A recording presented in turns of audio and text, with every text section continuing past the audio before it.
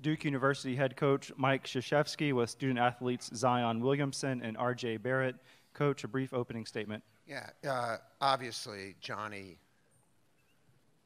team was magnificent. I mean, they were so well prepared.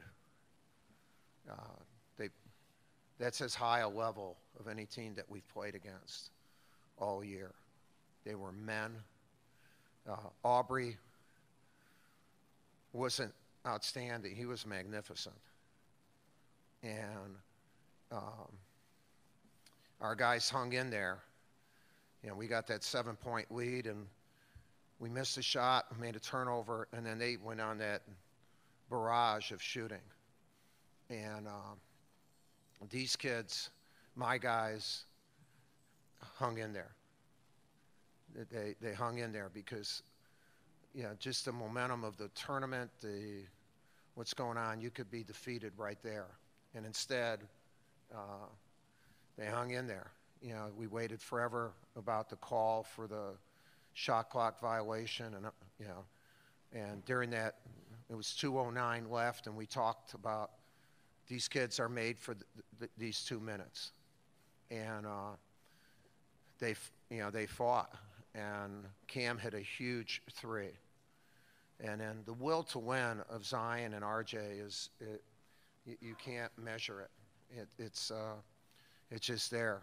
And it's, you know, they're a young, look, we're a young group, but what they did right at the end of that game in willing us to win was just absolutely sensational. But again, congratulations to Johnny and his group. You know, they certainly were deserving of winning also. We'll now open the floor to questions for our student athletes. Just as a reminder, we'll introduce ourselves and our affiliation. We'll start in the back right. Dick Cox with Lindy Sports and Cox Sports Broadcasting. Zion, what was your thoughts on the final drive, looking down at a guy who was almost a foot taller than you when you took it to the basket? You know, it's March Madness. A lot's going through my mind, but like Coach said, with that 2:09 mark when they were reviewing the play, you know, I consider him the greatest coach of all time. When he looks at you and tell you that you're made for this moment, it's like the most confidence you can be given. So when I went to the basket, I knew it was going in. Front row on the right. Danny Kelly with the Sumter item. RJ, what was going through your mind when you hit that shot at the end off the Zion missed free throw?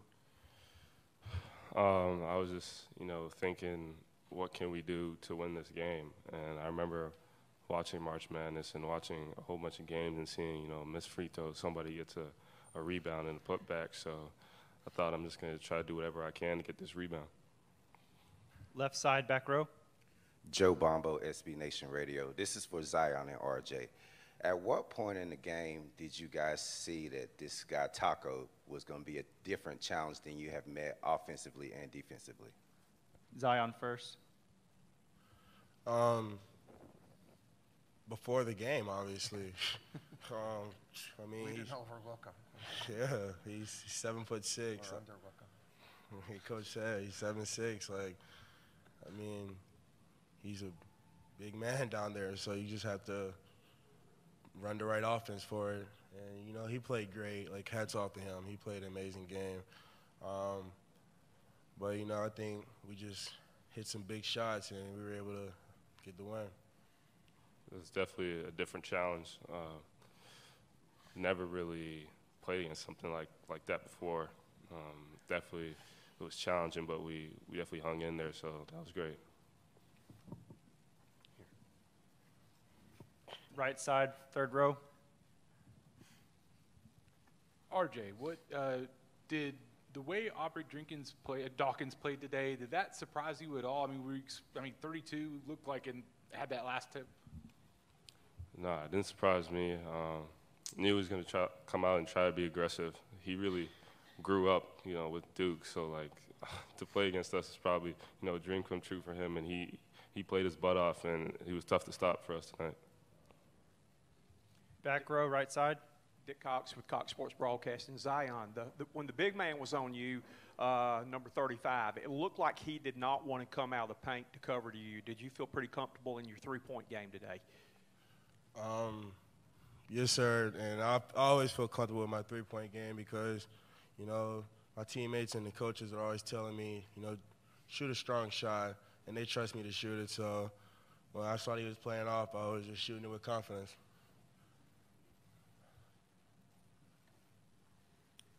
The right side. Rich Taylor, WGCV Radio here in Columbia. Can you talk about their last possession, what Coach told you in the huddle, and kind of how that went down? It looked like they were going to hit that tip. What did it feel like when on those last microseconds?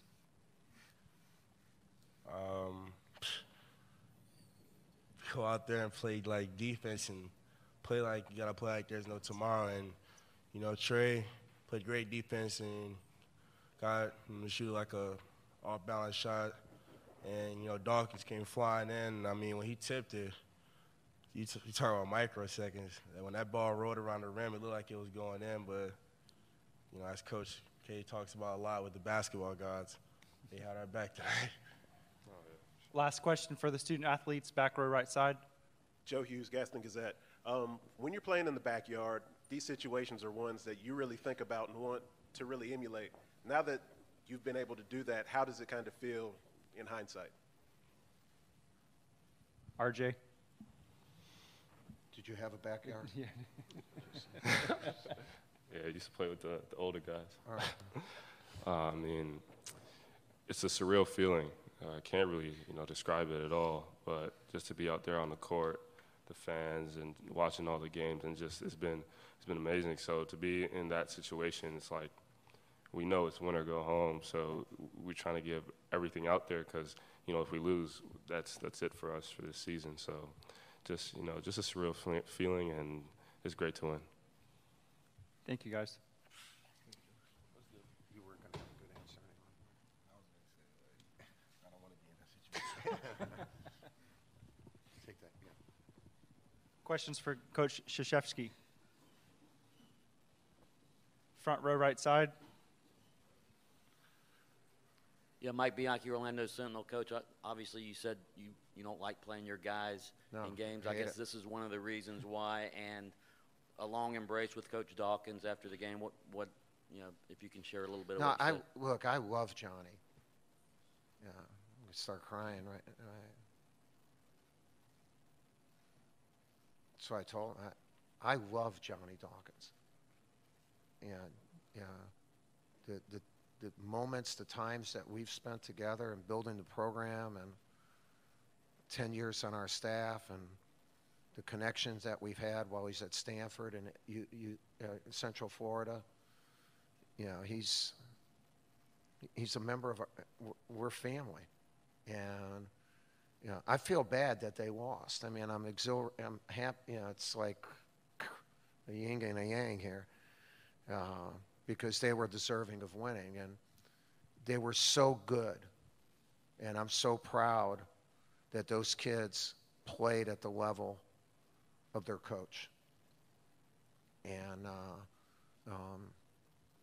you know, just it's hard to describe.